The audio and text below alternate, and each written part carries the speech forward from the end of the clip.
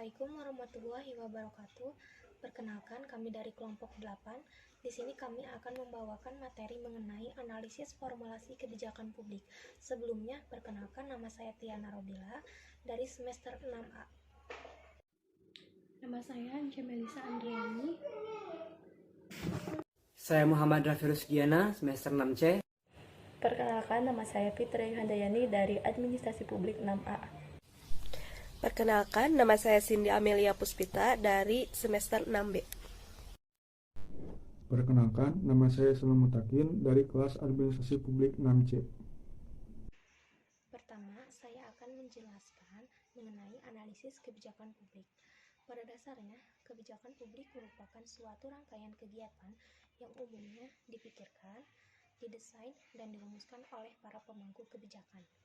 Analisis kebijakan publik mempunyai peran yang sangat penting untuk membantu para pembuat kebijakan dengan memperoleh informasi yang diperoleh melalui penelitian dan analisis, memisahkan dan mengklarifikasi persoalan, mengungkapkan ketidakcocokan tujuan dan upayanya, memberikan alternatif-alternatif yang baru, dan mengusulkan cara-cara menerjemahkan ide-ide kebijakan-kebijakan yang mudah diwujudkan dan direalisasikan. Kontribusi utamanya yaitu untuk memberikan masukan-masukan yang memperhitungkan keutamaannya dan kepekaan parameternya. Setiap jenis analisis kebijakan publik yang menghasilkan dan mengkaji informasi dapat dijadikan dasar oleh para pembuat kebijakan untuk menguji pendapat-pendapat mereka. Analisis kebijakan juga mencakup penelitian yang dimana untuk menjelaskan dan memberikan wawasan terhadap problem atau isu yang mendahului untuk mengevaluasi program yang sudah selesai. Kemudian, analisis kebijakan publik juga mempunyai tujuan memberikan rekomendasi untuk membantu para pembuat kebijakan dalam memecahkan masalah-masalah publik. Di dalam analisis kebijakan publik juga terdapat informasi-informasi yang berkaitan dengan masalah-masalah publik, argumen-argumen tentang berbagai alternatif kebijakan sebagai bahan pemasukan atau pertimbangan kepada pihak pembuat kebijakan. Baik, di sini saya akan menjelaskan mengenai formulasi kebijakan. Nah, formulasi kebijakan merupakan konsep untuk merencanakan apa yang akan diputuskan diambil kebijakannya. Dalam kaidah formulasi kebijakan, ada perencanaan formulasi yang harus dilakukan. Perencanaan formulasi merupakan perencanaan terhadap tahapan formulasi. Nah, merencanakan formulasi adalah untuk mengetahui apa saja yang akan direncanakan dari hasil perencanaan yang akan dibawa kemana. Lalu, dampak dari implikasi dan perencanaan yang dihasilkan akan melahirkan apa, dan lain sebagainya yang dapat dijadikan sebagai perbanding sebelum perencanaan itu direncanakan. Artinya bahwa formulasi yang sudah direncanakan diimplementasikan dalam menentukan formulanya.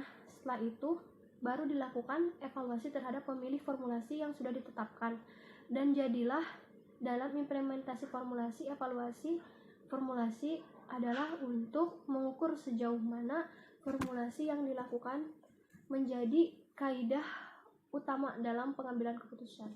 Seperti itu. Proses formulasi kebijakan publik itu melalui 4 tahapan, yakni sebagai berikut. Yang pertama adalah perumusan masalah atau problem identification. Mengenali dan merumuskan masalah merupakan langkah yang paling fundamental dalam perumusan kebijakan. Untuk dapat merumuskan kebijakan dengan baik, maka masalah-masalah publik harus dikenali dan dapat didefinisikan dengan baik. Kebijakan publik pada dasarnya dibuat untuk memecahkan masalah-masalah yang ada di dalam masyarakat. Oleh karena itu, seberapa besar kontribusi yang diberikan oleh kebijakan publik dalam menyelesaikan masalah-masalah dalam masyarakat menjadi pertanyaan yang menarik dalam evaluasi kebijakan publik. Yang kedua, ada agenda kebijakan atau agenda setting. Penyusunan agenda atau agenda setting merupakan istilah yang pada umumnya digunakan untuk menggambarkan suatu isi yang dinilai publik perlu diambil suatu tindakan. Agenda sebagai suatu kesepakatan umum tentang adanya suatu masalah publik yang perlu menjadi perhatian bersama dan menurut campur tangan pemerintah Untuk memecahkannya, penyusunan agenda kebijakan diawali dari suatu masalah yang muncul di masyarakat. Yang ketiga yaitu pemilihan alternatif kebijakan. Untuk memecahkan masalah, setelah masalah-masalah publik didefinisikan dengan baik, maka para perumus kebijakan sepakat untuk memasukkan masalah tersebut ke dalam agenda kebijakan.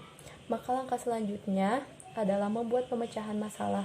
Di sini para perumus masalah dihadapkan dengan alternatif-alternatif kebijakan, di mana kebijakan ini yang dapat diambil dapat memecahkan masalah tersebut. Yang keempat yaitu tahap penetapan kebijakan. Setelah salah satu dari sekian alternatif kebijakan diputuskan untuk memecahkan masalah kebijakan tersebut, maka tahap paling akhir dalam pembentukan kebijakan adalah menetapkan kebijakan yang dipilih tersebut sehingga mempunyai kekuasaan hukum. Baik, selanjutnya saya akan menjelaskan mengenai model-model formulasi kebijakan. Secara mendasar, Nugroho menjelaskan ada 14 model secara komprehensif dan konkret.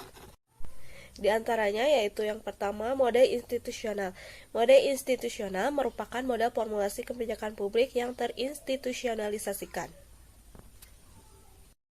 Yang kedua, ada model proses. Dalam formulasi kebijakan publik, menekankan pentingnya proses dalam membuat rumusan kebijakan.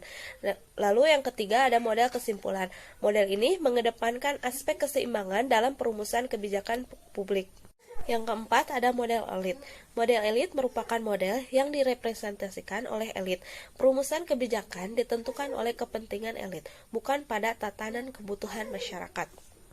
Yang kelima, ada model rasional. Model rasional merupakan model yang paling banyak diterapkan di beberapa negara dalam proses kebijakan publik. Lalu yang keenam, ada model inkremental. Kebijakan inkremental merupakan kebijakan yang berkelanjutan dari kebijakan sebelumnya. Yang ketujuh, ada model campuran pemindaian. Model ini bisa dikatakan sebagai model kompromi dari model kebijakan yang ada untuk menampung dan mengorganisir kebutuhan dan kepentingan yang diharapkan. Baik, di sini saya akan melanjutkan materi yang sebelumnya dibahas oleh rekan saya Cindy tentang model-model formulasi kebijakan. Yang nomor 8, model teori permainan. Model permainan merupakan model perumusan kebijakan yang di dalamnya diikuti oleh pola metode, cara, ataupun teknik yang terdiri dari beberapa alternatif sebagai senjata untuk menangkal gerakan atau langkah oposisi. Yang nomor 9, model pilihan publik. Model ini merupakan model perumusan kebijakan yang berdasarkan pada pilihan masyarakat. Nomor 10, model sistem. Model sistem ini merupakan model perumusan kebijakan publik yang sederhana. Nomor 11, model demokratis. Model demokrasi adalah model perumusan kebijakan yang berdasarkan pada kepentingan rakyat.